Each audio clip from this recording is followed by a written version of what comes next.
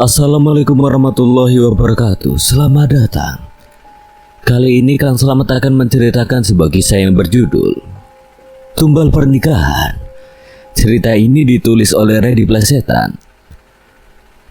Sebelum kita masuk ke ceritanya, buat kalian yang belum subscribe channel ini, tekan tombol subscribe dan tekan tombol notifikasinya agar kalian tidak ketinggalan cerita terbaru.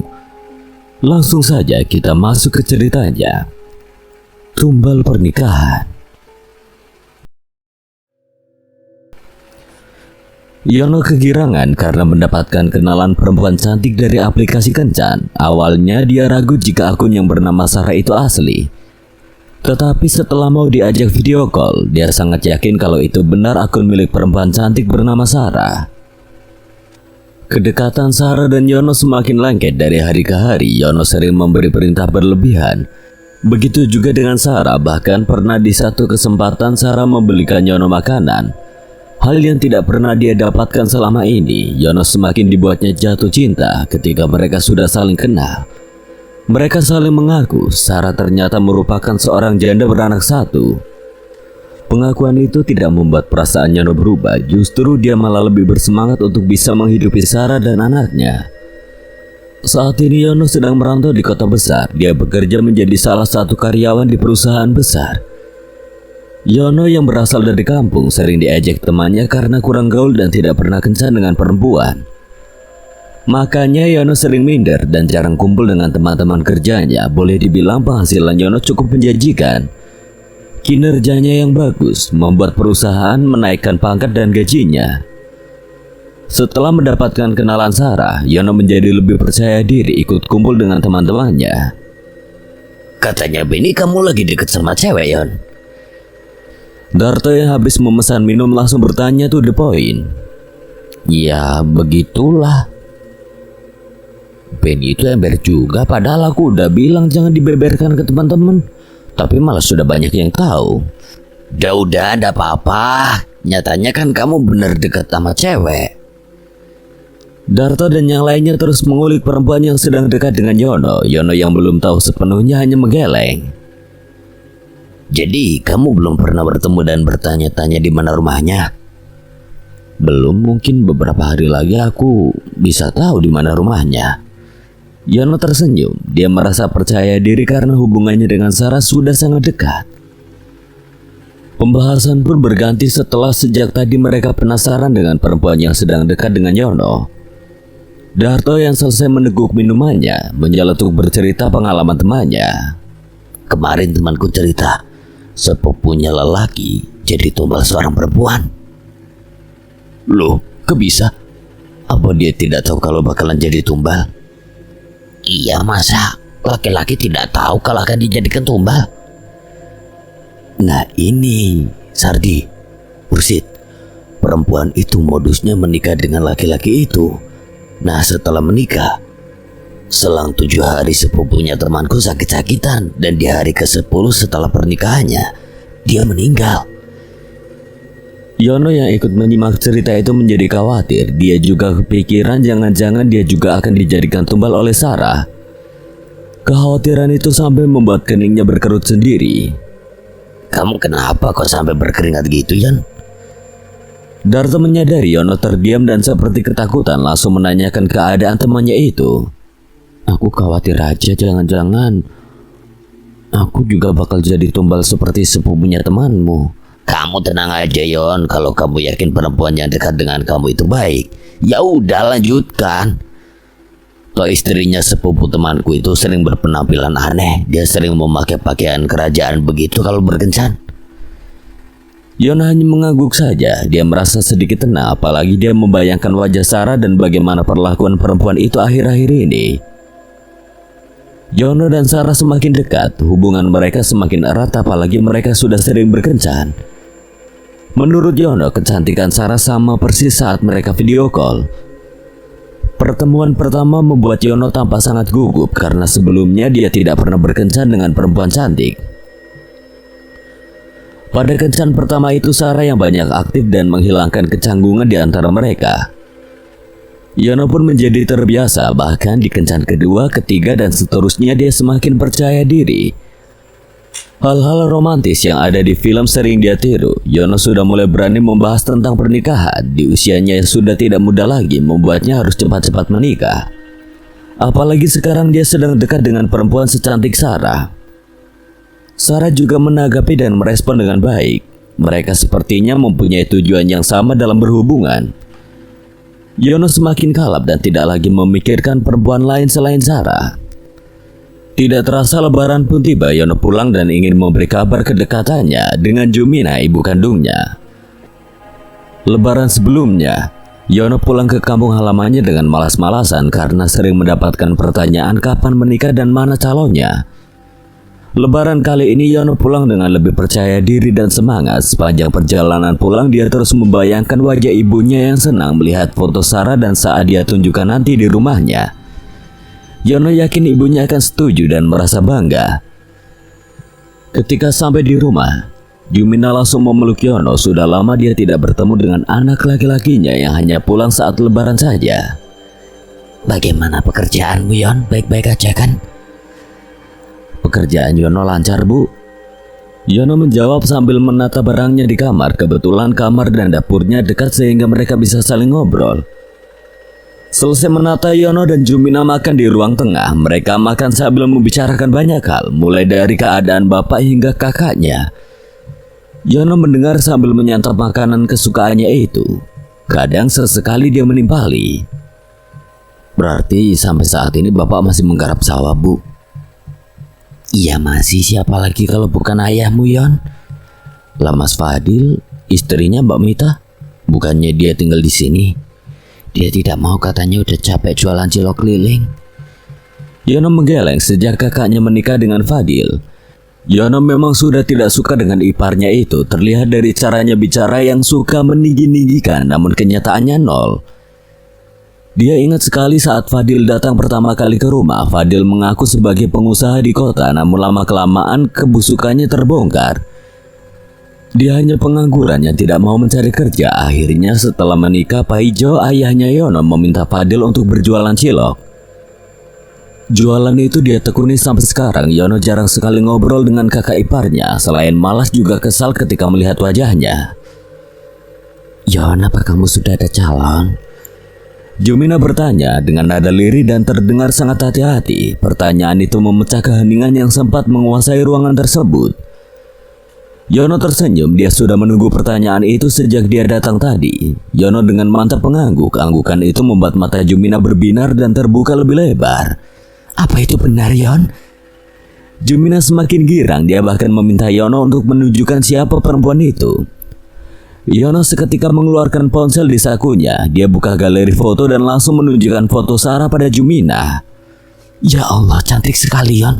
Kamu yakin ini calonmu? Ibu masih tidak percaya. Iya, Bu, ini calonku. Mungkin tidak lama lagi aku akan membawanya ke sini. Jumina tampak bahagia sekali mendengar kabar dari Yono. Dia semakin antusias dan menanyakan semuanya tentang Sarah.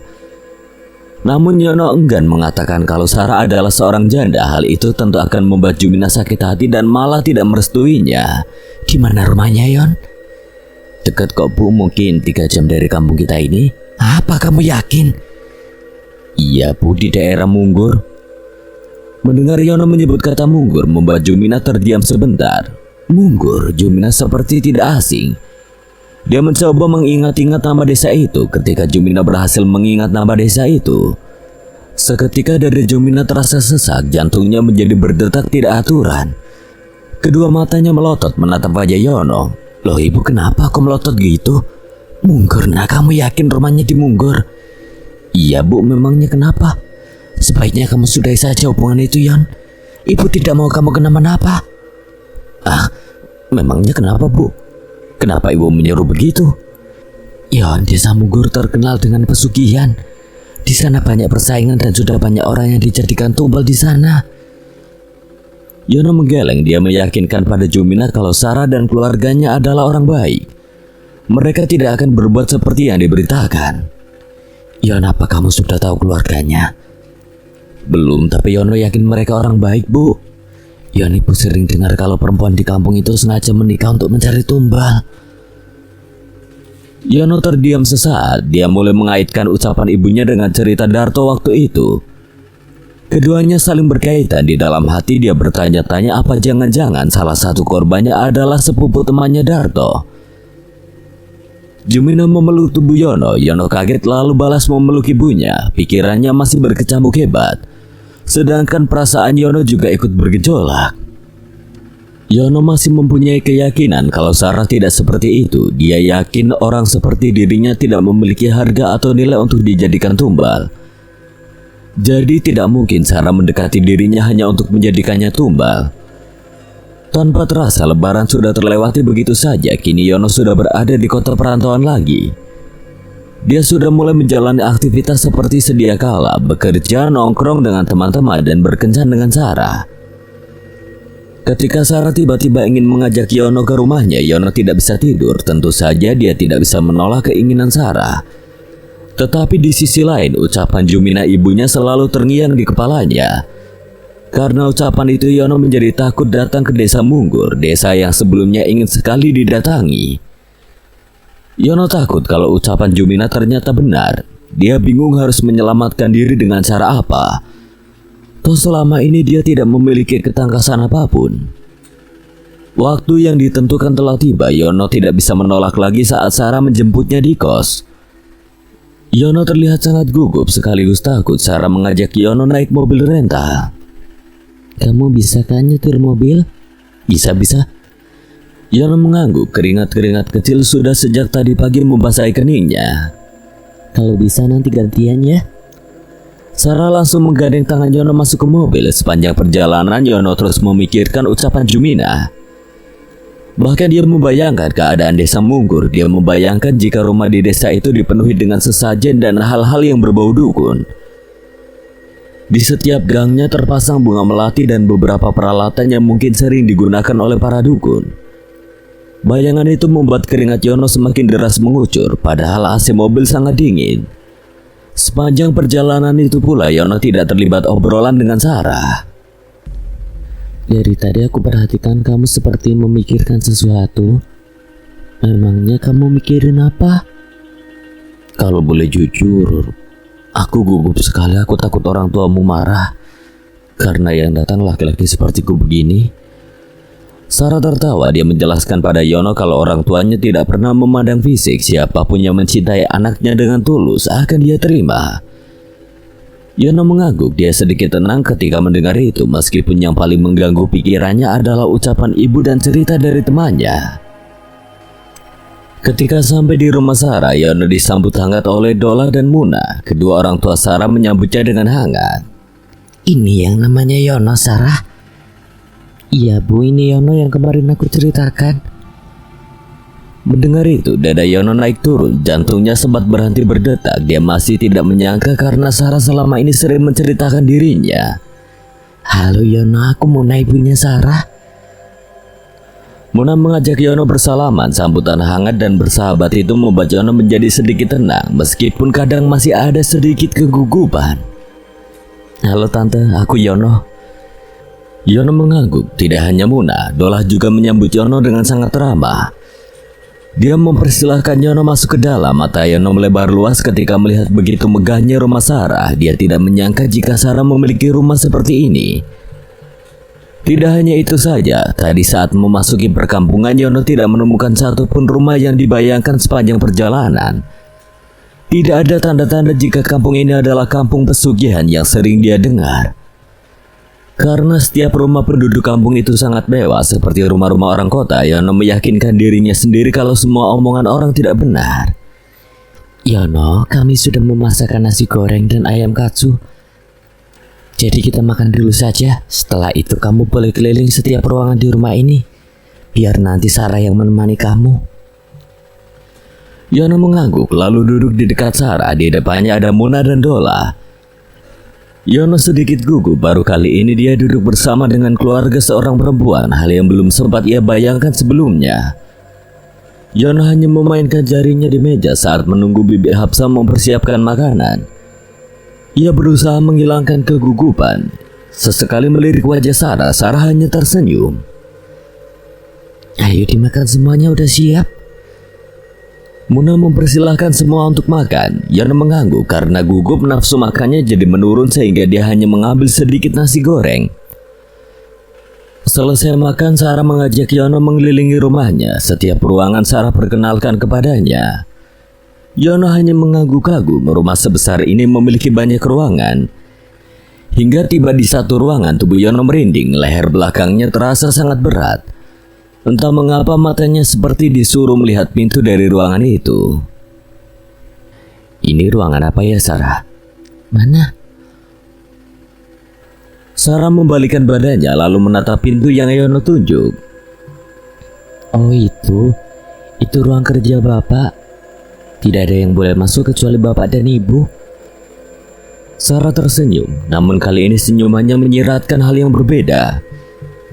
Yono mengangguk, dia masih penasaran dengan ruangan itu. Kenapa setiap berada di depannya tubuh Yono menjadi merinding. Padahal sejak tadi tubuhnya terasa biasa saja. Memangnya Bapak dan Ibu kerja apa, Sarah? Bapak dan Ibu jualan bakso, Yon. Kalau kamu longgar, kapan-kapan kita mampir ke sana. Yono merasa lega karena Sarah tidak tersinggung dengan pertanyaan yang intim tersebut. Mereka pun kembali melanjutkan perjalanan. Kali ini mereka memilih berjalan ke halaman belakang rumah Sarah. Setibanya di sana, Yono sibuk mengamati sekitar. Ada keanehan yang ia temukan. Tanah halaman belakang itu tidak rata. Ada beberapa gundukan yang tidak tahu untuk apa. Gundukan itu menumbuhkan rasa penasaran pada diri Yono. Ia pun berjalan ke arah gundukan-gundukan itu. Tunggu, Yon. Ada apa, Sarah? Kamu mau kemana? Kesini aja. Malam-malam tidak baik pergi ke tanah luas, takut ada ular. Sarah menarik tangan Yono yang masih terpaku menatapnya. Yono menurut saja. Walaupun dia masih penasaran dengan gundukan itu karena tidak bisa menemukan jawabannya sendiri, mau tidak mau Yono bertanya langsung kepada Sarah. Gundukan yang itu mah galian untuk tanaman. Kemarin habis dipanen jadi harus diganti tanaman baru. Sarah menjawab sambil menghalangi Yono agar tidak melihat gundukan itu terus-menerus. Gelagat Sarah dirasa aneh oleh Yono. Yono mulai merasakan kurang nyaman berada di rumah kekasihnya itu. Beberapa kejadian membuat Yono menjadi kepikiran cerita ibu dan temannya. Sarah pun mengajak Yono meninggalkan halaman. Dia mengajak Yono untuk ke kamar pribadinya. Yono menjadi sedikit melupakan beberapa kejadian aneh barusan saat melihat kamar pribadi kekasihnya. Besar sekali, Sarah. Apa kamu tidak capek jalan dari pintu ke tempat tidur? Tidaklah, kan udah terbiasa. Kalau kamu mau tidur di sini boleh kok. Hah? Tidur? Lah nanti kamu tidur di mana? Di sini juga satu kamar dengan kamu. Yono sedikit menjauh karena kaget. Dia takut jika kedua orang tua Sarah marah. Sarah pun tertawa mendengar ketakutan Yono. Mereka tidak akan pernah marah, kan kita udah mau menikah. Sarah mencubit pipi Yono. Yono semakin dibuat melayang. Karena sudah larut malam, Yono pun menerima tawaran dari Sarah. Mereka tidur bersama di kamar itu. Baru saja Yono terlelap dalam tidurnya. Yono bermimpi didatangi makhluk hitam bertubuh besar yang dipenuhi bulu-bulu lebat. Makhluk itu bermata merah dan menyeramkan. Yono panik lalu lari menjauh. Namun makhluk hitam itu terus mengejarnya hingga membuat Yono jatuh. Entah mengapa tenaga Yono terasa menghilang. Yono hanya bisa berteriak meminta tolong, namun tidak ada orang sama sekali. Tangan makhluk itu tiba-tiba mencekik lehernya. Yono menjadi sesak nafas lalu terbangun. Ada apa, Yon? Kenapa keringetan seperti itu? Bagaimana kalau aku pulang sekarang? Aku lupa ada pekerjaan yang belum aku selesaikan. Kalau tidak selesai malam ini aku bisa dipecat. Sarah yang pengertian pun akhirnya mengizinkannya. Karena sudah larut malam, Sarah tidak bisa mengantar. Terpaksa Yono harus naik taksi online. Yono tidak mempermasalahkan hal itu. Dia malah senang karena bisa keluar dari rumah itu. Yono terus memikirkan kejadian aneh sekaligus menakutkan waktu di rumah Sarah. Sampai-sampai dia belum berani membalas pesan dari Sarah. Hingga tidak berselang lama ada pesan yang membuat Yono tercengang. Yono, aku sangat mencintai kamu. Aku tidak mau kehilangan kamu. Bagaimana kalau kamu besok melamarku? Aku takut jika aku dijodohkan oleh tanteku lagi. Kepala Yono terasa pusing. Di sisi lain dia ingin segera menikah. Di sisi lain dia takut jika Sarah menjadikannya tumbal seperti cerita orang-orang. Yono terus memikirkan pesan itu semalaman hingga akhirnya dia memutuskan untuk menikahi Sarah. Dia memiliki keyakinan penuh kalau kekasihnya itu tidak mungkin tega menjadikannya tumbal. Setelah membalas pesan dari Sarah, Yono pulang ke kampung halaman. Dia meminta restu pada Jumina, restu yang dia yakini tidak akan dia dapat. Namun setidaknya Yono sudah berusaha terlebih dahulu. Yon, ibu tidak rela kalau kamu menikah dengan perempuan itu. Ingat Yon, kamu hanya akan dijadikan tumbal oleh keluarga mereka. Semua keluarga berkumpul di ruangan itu, mulai dari Mita dan suami, bapak hingga ibunya. Mereka juga tidak setuju kalau Yono menikah dengan Sarah. Yon, aku mengenal sekali siapa orang-orang kampung Munggur itu. Jadi bapak ingin kamu membatalkan saja niatmu itu. Cari pasangan lain. Benar kata bapak dan ibu Yon, keluarga mereka bukan keluarga yang baik. Kamu akan dijadikan tumbal oleh mereka. Bapak, ibu dan semuanya, Yono sudah setua ini. Ini kesempatan Yono untuk menikah. Siapa lagi yang mau dengan Yono? Toh Yono yakin Sarah adalah orang yang baik. Dia perempuan yang tulus mencintai aku. Jumina tidak bisa melarang anak laki-lakinya itu, apalagi setelah Yono memutuskan pergi dan menikah tanpa kedua orang tuanya. Dia jadi keras kepala begini pasti karena terkena pelet. Mita meneriaki Yono. Yono pun tidak mau menggubris dan tetap keluar dari rumah. Yono meminta tolong temannya untuk melamar Sarah. Mereka mendatangi rumah Sarah bersama-sama. Yono mengatakan sejujurnya, namun Dolah dan Muna tidak mempermasalahkannya. Yono menjadi merasa hutang budi karena kebaikan keluarga Sarah. Acara lamaran pun berjalan dengan hikmat. Yono tampak bahagia karena lamarannya diterima. Tidak hanya itu saja, Dolah juga sudah menentukan tanggal pernikahannya sehingga Yono bisa mempersiapkan semuanya. Yono hanya mengundang teman-teman nongkrong dan saudaranya saja. Terlepas mau atau tidak datang ke pernikahannya itu urusan belakangan. Sebelum membagikan undangan, Dolah memanggil Yono untuk datang ke rumah. Yono kaget karena tidak diberitahu alasan Dolah memanggilnya. Dia tidak bisa menolak dan berangkat bersama Sarah. Setibanya di rumah, Dolah mengajak Yono ke depan ruangan yang selalu membuat tubuhnya merinding. Jantungnya berdetak tidak beraturan.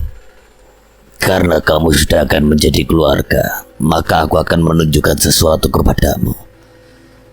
Mata Yono terbelalak melihat isi ruangan itu. Di setiap dindingnya ada bunga-bunga, sedangkan di tengah ruangan ada meja yang digunakan untuk dupa dan sesajen. Yono menelan ludah berkali-kali. Apa ini, Pak? Ini adalah cara keluarga kita meminta restu pada leluhur. Yono mengangguk, tapi dia masih merasa takut berada di ruangan tersebut. Dolah pun mengajak Yono duduk di depan sesaji dan dupa. Dolah menyalakan api yang di dalamnya berisi menyan. Tak berselang lama, Muna datang membawakan kepala kerbau. Kepala Yono semakin terasa pusing. Ritual apa ini? Kenapa bisa seperti ini? Batin Yono takut. Dolah pun memulai ritual. Yono yang sudah terjebak di sana tidak berani izin keluar. Dia mengikuti keinginan calon mertuanya sambil terus berdoa di dalam hati. Dia berharap tidak akan dijadikan tumbal oleh keluarga ini. Ritual ini memakan waktu hampir setengah jam. Setelah selesai ritual, Yono diperbolehkan untuk pulang. Sepanjang perjalanan Sarah hanya diam saja ketika menanyakan tentang ritual itu. Yono merasa sikap calon istrinya itu berubah belakangan ini. Waktu berjalan begitu cepat, Yono mulai menyebar undangan. Dia mulai dari orang tuanya. Dia harus mendatangi Jumina supaya mendapatkan restu. Namun alhasil tetap saja Jumina dan keluarganya enggan memberi restu. Bahkan mereka mengancam tidak akan menganggap Yono keluarga lagi jika tetap melanjutkan pernikahan itu. Yono tidak menjawab dan memilih untuk kembali ke kota perantauan. Sepanjang hari dia terus memikirkan perkataan Jumina dan keluarganya.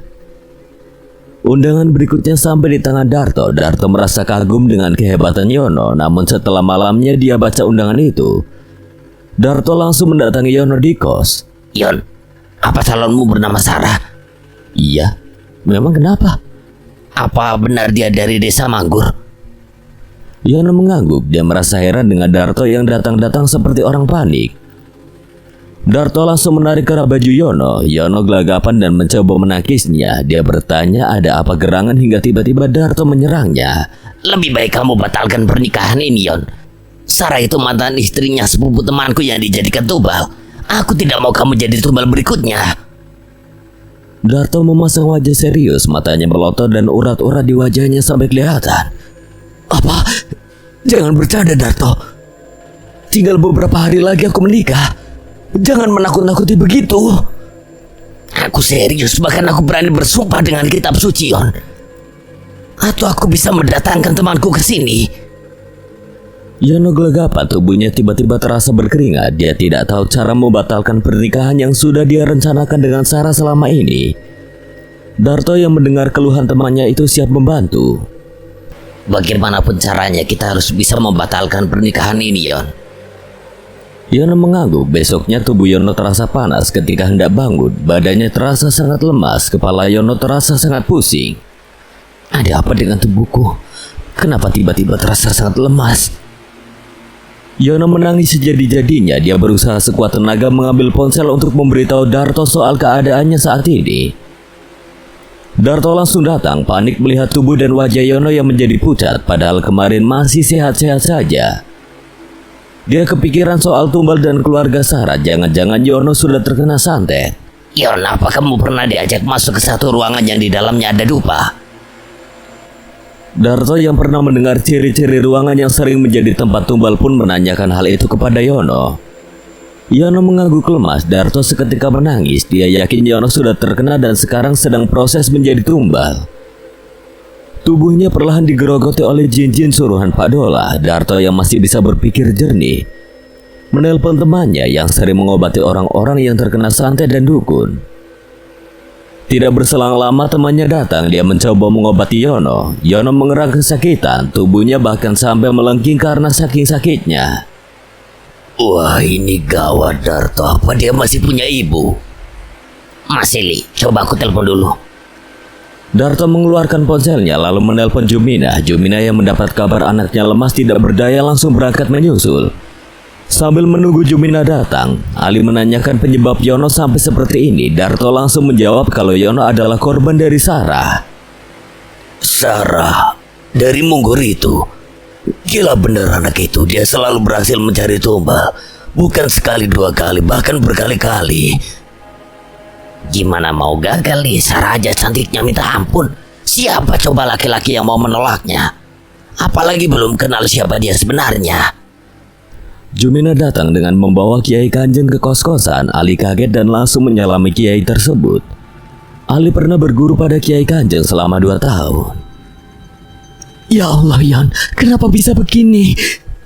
Jumina menangis sejadi-jadinya sambil meringkuk di samping tubuh Yono yang lemas. Darto menceritakan semuanya. Jumina sudah menyadari akan hal ini sejak awal, namun Yono masih saja bersikeras untuk menikah dengan Sarah. Semua sudah terjadi dan tidak ada gunanya saling menyalahkan. Begitulah kata Kiai Kanjeng. Bu, maafkan Yono. Yono berkata dengan nada sangat lirih. Tubuhnya masih belum pulih. Tenaganya habis dan tidak ada daya lagi. Kiai Kanjeng mengeluarkan botol air mineral lalu membacakan doa. Selesai berdoa, dia semburkan air itu ke tubuh Yono. Yono terus berteriak-teriak kesakitan. Entah mengapa tubuhnya menjadi terasa sangat panas. Ampun, kenapa tubuhku jadi panas begini? Kiai, kenapa anak saya? Tenang saja, Bu. Ini reaksi dari doa saya. Tak berselang lama, Yono pingsan. Kiai Kanjeng meminta Jumina membacakan doa pada air mineral kedua sambil menunggu Yono siuman. Yono pingsan sekitar setengah jam. Ketika sadar air yang sudah Jumina bacakan doa, Yono minum. Seketika tubuh Yono menjadi normal. Dia bisa menggerakkan tubuhnya pelan-pelan. Bu, Ibu, Yono sembuh, Bu. Yono langsung memeluk Jumina. Jumina tampak kegirangan. Kiai Kanjeng dan yang lainnya tersenyum melihat kebahagiaan itu. Iya, Nak. Semua ini berkat Kiai Kanjeng. Kamu beri salam dia. Kiai, terima kasih. Kalau boleh tahu saya kenapa ya? Tubuhmu mau dijadikan tumbal oleh Dola. Saya sudah berkali-kali mengobati orang yang selalu dia jadikan tumbal. Dia tidak pernah kapok padahal saya sudah memperingatkannya berkali-kali. Yono kaget, dia jadi ingat tentang Sarah dan keluarganya. Yono meminta maaf pada Jumina karena selama ini sudah berani melanggar larangan ibunya sendiri. Jumina memaafkan Yono. Apa Kiai tidak bisa membuat Dola berhenti? Saya coba lagi, siapa tahu dengan ini Dola mau berhenti. Sudah banyak orang yang menjadi korbannya. Sekian. Terima kasih buat Reddy Pleseta yang telah mengizinkan saya membawakan ceritanya. Apabila ada kesalahan atau kekurangan, Kang Selamat memohon maaf sebesar-besarnya. Akhir kata, wassalamualaikum warahmatullahi wabarakatuh.